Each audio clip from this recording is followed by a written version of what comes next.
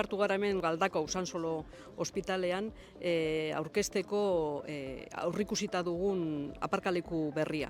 Badakigu Usansolorako ere oso proiektu garrantzitsua dela, bestela herria kotxez beterik dute, eta orduan gaur Osasun Sailburuak eta alkateak aurkeztu dute hemen zer egingo den.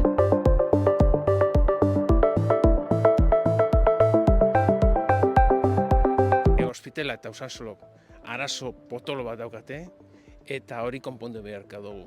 Ideia da 175 aparkaleku berri inguru ateratzea, oraindik proiektuak guztiz landu gabe daude, eta orduan hor ikusiko da, posible bada gehiago ateratzea, gu saiatuko gara gehiago ateratzen.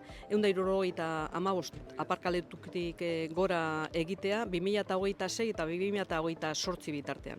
2028an aurrikusita dago, kanpo kontsulten eraikin berria ere martxan jartzea.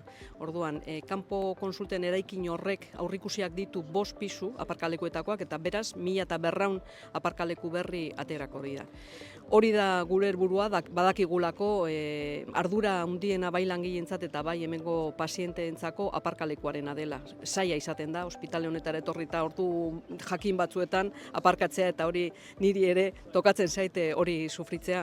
Orduan badakigu zer dan gertatzen dena. Gure gogoa da lan egitea, lantzea instituzioakaz, hobetzeko Usansolo eta ospitalean egoera.